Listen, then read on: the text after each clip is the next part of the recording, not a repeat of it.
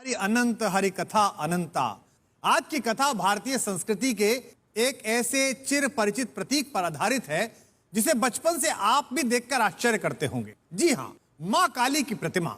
यह प्रश्न आपके भी मन में कई बार आया होगा कि मां शब्द सुनते ही प्यार, दुलार, स्नेह, मधुर भाव, बच्चों पर कृपा, क्रोध की कोई बात नहीं आती। लेकिन हमारी मां काली इतनी क्रोधित क्यों दिखाई देती हैं? उनके चरणों में देवादिदेव शंकर क्यों लेटे हुए हैं? ये सब और सारी जिज्ञासाओं पर आधारित है आज की कथा। आज से सहस्त्रों वर्ष पहले रंभासुर नाम के एक दैत्य ने प्रजापति ब्रह्मा जी की कठिन तपस्या की। कठोर तप करते करते जब बहुत वर्ष बीत गए तो आप तो जानते हैं कि ब्रह्मा जी सरल मना है, कोई तपस्या करे तो वरदान देते हैं। प्रकट हुए और कहा कि वत्स वरदान मांग। उसने तपाक से कहा प्रभु मैं अमर होना चाहता। ब्रह्मा जी सुनकर मुस्कुराए, बोले बेटा कुछ और मांग लो, इतनी बड़ी सृष्टि है, क्योंकि तुम्हारी इच्छा सृष्टि के विधान के विपरीत है।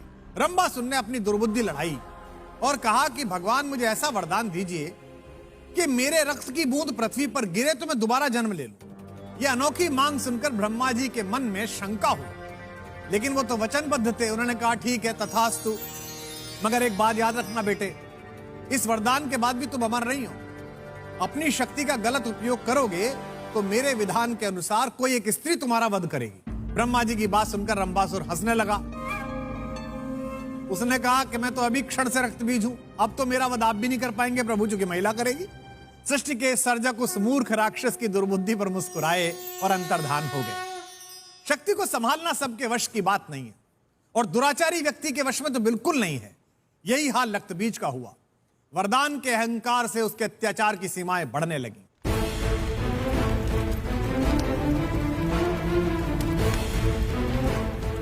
पूरी धरती पर सबको पराजित करने के बाद वह अपनी विराट सेना लेकर स्वर्ग की तरफ बढ़ा।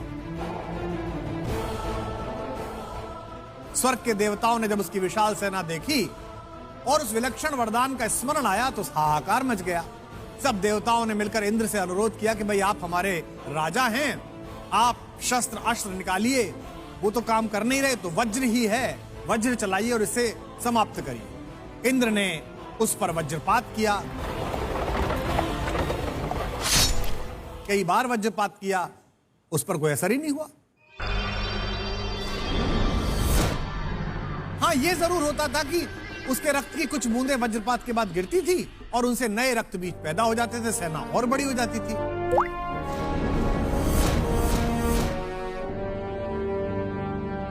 परिस्थिति विकट होने लगी। सारे देवता वहीं पहुंचे जहां से यह समस्या प्रारंभ हुई, यानी कि ब्रह्मा जी के पास।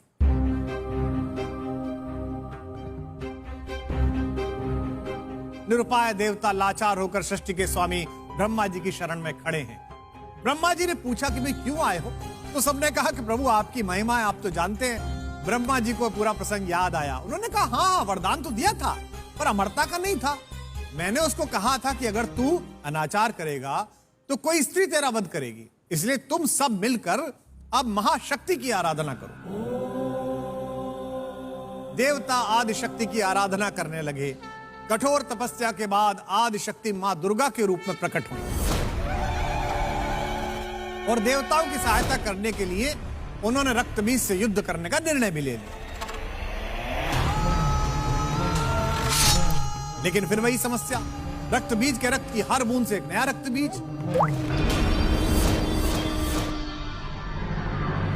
अंततः आदि शक्ति ने रक्तबीज के सारे रक्त को अपने खप्पर में भरकर पी जाने का निर्णय किया। लेकिन इसी दौरान एक और समस्या हो गई। एक भी बूंद पृथ्वी पर बच जाए तो नया रक्तबीज पैदा हो जाए। इस लगातार संघर्ष से मां काली भयंकर क्रोधित हो गई। उनके रोम रोम से चिंगारी निकलने लगी और उनके तलवों के नीचे से लावा बहने लगा। अब जैसे ही कोई बूंद गिरती, उनके तलवों से नीचे से निकली हुई अग्नि की ऊष्मा उस बूंद को भस्म कर देती, यानी कि नए रक्तबीज निकलने की संभावना समाप्त होने लगी। लेकिन काली का क्रोध नहीं रुक रहा था। उन्होंने हर ओर तांडव करना शुरू कर दिया। सारे असुर उस क्रोध की ज्वाला में समाप्त हो गए। रक्तबीज का भी नाश हुआ, लेकिन कई बार आप जो काम करते हैं उसकी कंटिन्यूटी में, उस गुस्से में, उस प्रसन्नता में समय की सीमा से बाहर निकल जाते हैं। क्रोधित मां काली का तांडव भी उसी अवस्था से बाहर आ गया। अब वो रुक ही नहीं रही थी। देवताओं के लिए एक नई समस्या कि न रोका कैसे जाए। अब देवताओं ने देवादिदेव भगवान शंकर से प्रार्थना की। भगवान शंकर ने प्रार्थना सुनी और अंतर्धान हो गए। मां काली अपने लावा भरे पैरों से पृथ्वी को जलाती चली जा रही थीं। तभी अचानक देवादिदेव रुद्र शंकर प्रकट हुए और उनके चरणों में लेट गए। परम चेतना देवादिदेव भगवान को नीचे इस दशा में देखकर मां का सारा क्रोध समाप्त हुआ और उन्होंने उन्हें प्रणाम किया और सारी पृथ्वी विनाश से बच गई। यह तो थी कथा, किंतु इस कथा का सार क्या है? इस कथा का सार यह है कि दुराचारी चाहे कितना भी प्रयास कर ले, अपनी साधना के बल पर चाहे कितने भी वरदान जैसी चीजें जुटा ले, लेकिन अगर उसकी आत्मा में मलिनता है, अगर उसका मन दूषित है, तो अंततः उसका विनाश निश्चित है। निजी जीवन में हम सबको क्रोध आता है, लेकिन वह क्रोध कितना नुकसानदायक हो सकता है, यह कथा हमें सिखाती है। सदा याद रखिए कि शुभ कर्म में जुटे होने के बाद भी आपका क्रोध किसी की सृष्टि को समाप्त कर सकता है। एक और सुंदर प्रतीक है। जरा सोचिए ठहर कर कि मां काली का क्रोध कैसे शांत हुआ। यह कोई साधारण काम नहीं है।